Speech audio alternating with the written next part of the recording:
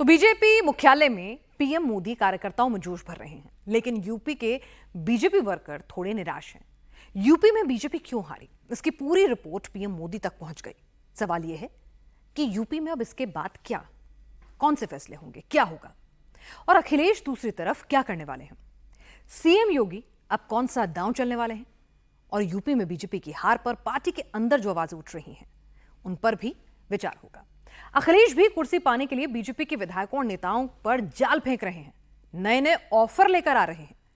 इधर लोकसभा चुनाव के बाद अखिलेश और योगी दोनों की अग्नि परीक्षा होने वाली है, वो है 10 सीटों पर उपचुनाव के तौर पर। अखिलेश हो या फिर योगी, दोनों के लिए यह जीत बेहद जरूरी है, क्योंकि यहीं से 2027 के लिए एक ग्राउंड तैयार होगा। यूपी में सरकार सीएम योगी चला रहे हैं, लेकिन अखिलेश यादव योगी को नहीं बल्कि डिप्टी सीएम केशव प्रसाद मौर्य को बार बार टारगेट कर रहे हैं। आखिर इसके पीछे की राजनीति क्या है, समझते हैं इस रिपोर्ट में। 37 सीट जीते, लेकिन यूपी में सरकार नहीं होने का मलाल। विधानसभा चुनाव में अभी 3 साल बाकी, फिर कैसे बनेगी समाजवादी की सरकार। योगी की सरकार गिराने के लिए अखिलेश का खुला ऑफर, अखिलेश का मॉनसून ऑफर, 100 लाओ और सरकार बनाओ। अखिलेश यादव किसे ऑफर दे रहे हैं? अखिलेश यादव किसके 100 विधायकों को तोड़ने की कोशिश कर रहे हैं?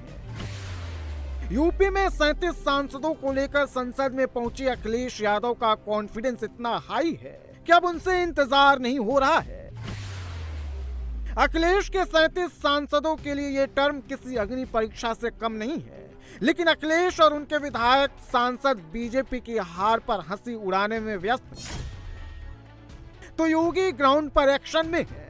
लखनऊ से लेकर दिल्ली तक बीजेपी हार की समीक्षा कर रही है, सरकार और संगठन में तालमेल बैठाने पर जोर दे रहे हैं। तो अखिलेश यादव योगी सरकार में नंबर 1 और नंबर 2 के बीच फाइट का नैरेटिव कर रहे हैं। सीएम योगी और केशव प्रसाद मौर्य के बीच कुर्सी की लड़ाई वाली कहानी बना रहे हैं। लेकिन योगी के राज में कुर्सी की फाइट नहीं, बल्कि माफिया गुंडे बदमाशों की ढीली पेच टाइट होती है। और 14 जुलाई से अखिलेश यादव केशव प्रसाद मौर्य के बहाने योगी पर अटैक कर रहे हैं।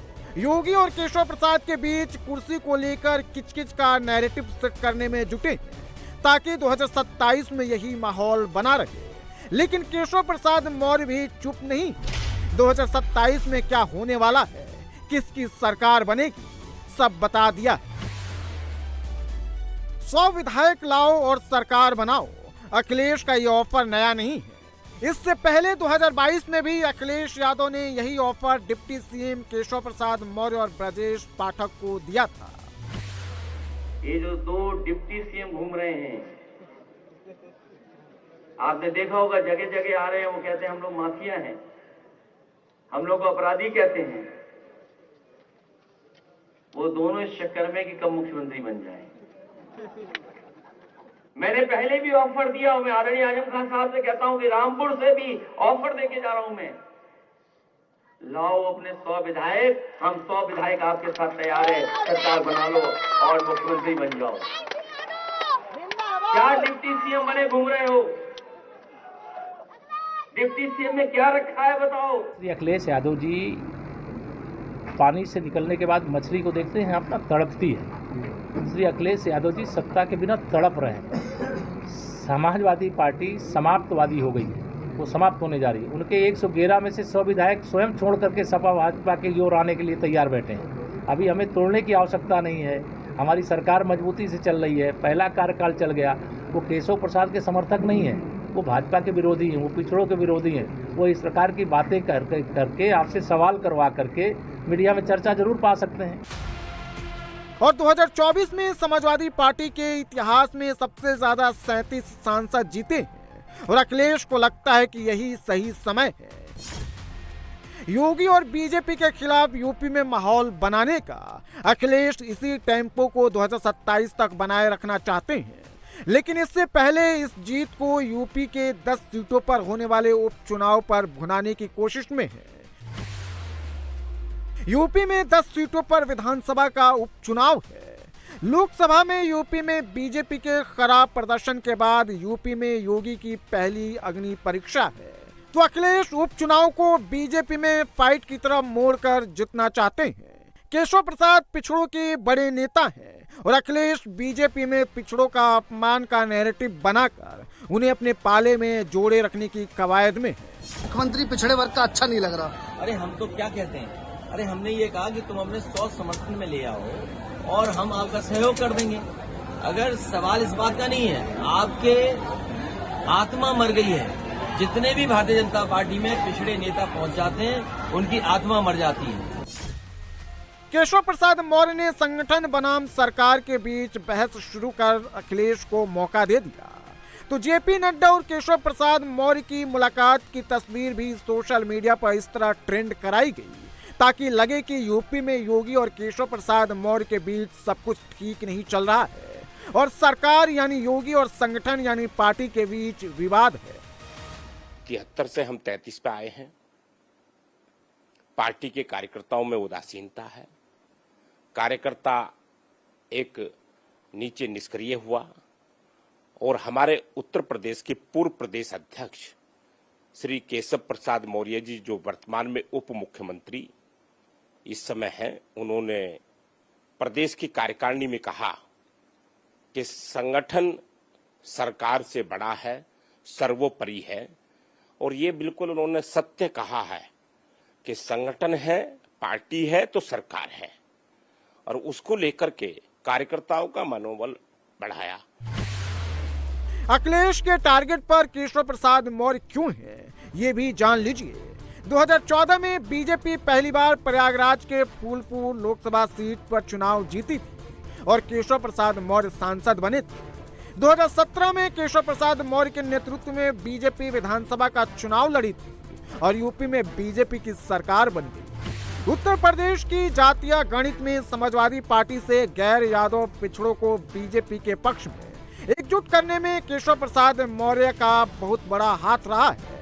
केशव प्रसाद मौर्य की जाति पूरे उत्तर प्रदेश में, इस जाति की पहचान अलग अलग नामों से मौर्य, कुशवाहा, शाक्य, पटेल, कोयरी, काची, सेंथवार और सैनी। इन सभी को मिलाकर उत्तर प्रदेश की कुल आबादी में 8.5% इनकी हिस्सेदारी है और अखिलेश बीजेपी के पिछड़े वोट बैंक में सेंधमारी की कोशिश में है। यूपी में विधानसभा के उपचुनाव को 2027 से जोड़कर देखा जा रहा है। लोकसभा चुनाव के बाद अगर यूपी में बीजेपी हारी तो लोगों के अंदर बीजेपी के कमजोर होने का नैरेटिव घर कर जाएगा। अखिलेश यूपी में एकनाथ शिंदे वाला फॉर्मूला लागू करने का दावा कर रहे हैं, यानी विधायक लाओ, बहुमत दिखाओ और सरकार बनाओ। लेकिन क्या उत्तर प्रदेश में मुमकिन है? यूपी में विधानसभा की 403 सीटें हैं। मौजूदा समय में 251 विधायकों के साथ बीजेपी सबसे बड़ी पार्टी है। समाजवादी पार्टी के पास 105 विधायक हैं। बहुमत के लिए 202 विधायकों की जरूरत है और इसीलिए अखिलेश यादव 100 विधायकों की डिमांड कर रहे हैं। लेकिन अगर बीजेपी के 100 विधायक टूट भी गए तो अखिलेश की सरकार नहीं बनेगी, क्योंकि इन सभी विधायकों की सदस्यता चली जाएगी। यूपी में सरकार बनाने के लिए अखिलेश को विधायक नहीं, पार्टी को तोड़ना पड़ेगा और पार्टी को तोड़ने के लिए 2/3 विधायक जरूरी होते हैं। यानी अखिलेश को 100 नहीं बल्कि बीजेपी के 167 विधायकों को तोड़ना पड़ेगा, जो पॉसिबल नहीं है। और ये अखिलेश यादव भी अच्छी तरह से जानते हैं, इसलिए वो यूपी में योगी को कमजोर होने का झूठ फैला रहे हैं ताकि उपचुनाव में इसका फायदा समाजवादी पार्टी को मिल जाए। तो खैर मानसून ऑफर दिया है अखिलेश जी ने, लेकिन इससे पहले भी वो ऑफर दे चुके हैं और वो हर वक्त तैयार हैं इस बात के लिए कि सांप्रदायिकता से काम करने वाले लोगों को प्रदेश के शीर्ष पद से हटा दिया जाए और उन लोगों को लाया जाए जो कम्युनल हार्मनी चाहते हैं और देश में सौहार्द का माहौल चाहते हैं। यूपी में बीजेपी क्यों हारी, इसकी रिपोर्ट पीएम मोदी को मिल गई है। इस रिपोर्ट में बीजेपी कार्यकर्ताओं का वोटर लिस्ट से नाम गायब होना, प्रशासन के रवैये से कार्यकर्ताओं में भारी नाराजगी। कई जगहों पर विपक्षी उम्मीदवारों को अधिकारियों की तरफ से मदद मिलना, नौकरियों में भर्ती नहीं होने से युवाओं में नाराजगी, जातीय गोलबंदी को हार का कारण बताया गया है।